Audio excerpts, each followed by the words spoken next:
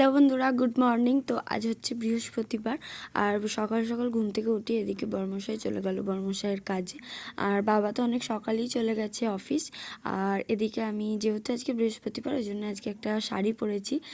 আজকে মনে মনে ভেবেই নিয়েছিলাম যে সুন্দর করে শাড়ি পরে সিঁদুর আলতা এই জিনিসগুলো পরে একদম পুজো মানে বৃহস্পতিবারের পুজোটা করব।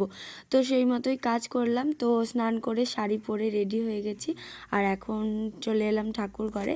ফুলটা তুলে নিয়ে তারপর এদিকে ঠাকুরের যে সমস্ত মানে পুজোর সরঞ্জাম করে নিচ্ছি। আমার না এই ধূপ ধুনো এইসব জিনিসগুলো বলে না যে পজিটিভ একটা ভাইব দেয়, তো সত্যি এটা মানে এটা আলাদাই লাগে, এটার গন্ধ সবটাই। তো পুজো করলেও মনটা কেমন একটা শান্তি হয়ে যায়, আর ধূপ ধুনোর গন্ধে গোটা বাড়িতে তো একটা সুন্দর পজিটিভ ভাইবস আসেও। আর পুজোটা প্রায় দিন মানে প্রতিদিনই বলতে গেলে বাবাই অফিস যাওয়ার আগে করে দিয়ে যায়, আমাকে বা মাকে কাউকেই করতে হয় না কো। তো যেহেতু আজকে বৃহস্পতিবার, বাবার মতো পুজো করে দিয়ে গেছিলো, তো আমি একটু ধূপধুনো দিয়ে পুজো করে নিলাম। আর এদিকে এখন পাঁচালিটাও পরে নিচ্ছি, আর আমার পুজো প্রায় কমপ্লিট। চলো এবার গোটা বাড়িতে ধুনোটা দেখিয়ে নিই। আর তারপর আমি চলে গেছিলাম একদম ছাদে রোদের মধ্যে বসেই টিফিনটা সেরেছিলাম, কারণ মাথায় চান করেছি আর এই জল বসে কিন্তু ঠান্ডা লেগে যেতে পারে, ওই জন্য আমি একদম ছাদেই চলে যাচ্ছি। আর এই শীতকালে আমি এইটাই করব। আর সাথে করে আমি ছাদের মধ্যে নিয়ে এসেছিলাম আমার বিয়ের বেনারসিগুলো একটু রোদে দেওয়ার জন্য। তো এই শাড়িটা হচ্ছে আমার রিসেপশনের বেনারসি।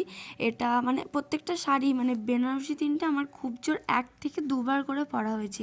আর এটা যেটা দেখছো এটা হচ্ছে আমার লজ্জা বস্ত্রের বেনারসি।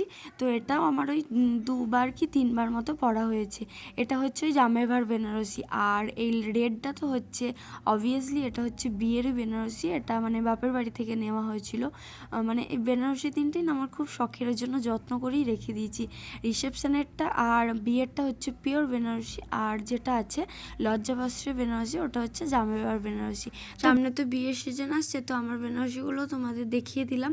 তারপর আমিও রোদ খেয়ে নিয়েছি, বেনারসিগুলোকেও রোদ খাইয়ে নিয়েছি। তারপর কিছু জামা কাপড় ছিল ওগুলো নিয়ে চলে গেলাম নিচে। তো তারপর একদম লাঞ্চ করে সন্ধ্যেবেলায় চলে এসেছি রান্নাঘরে। তো এখন রাতের ডিনার রেডি করা হচ্ছে, আর রাতের ডিনারে আজকে হবে ডিম আলুর দম, সাথে হবে রুটি। তো এখন করছি একটু মুড়ি মাখবো, সন্ধ্যেবেলা টিফিন করব এটা দিয়ে। সবাই মিলে এখন মুড়ি মাখা খাবো। তো আজকের ব্লগটা কেমন লাগলো? আজকের ব্লগটা এতটুকুই, দেখাচ্ছি নেক্সট একটা ব্লগে। বাই।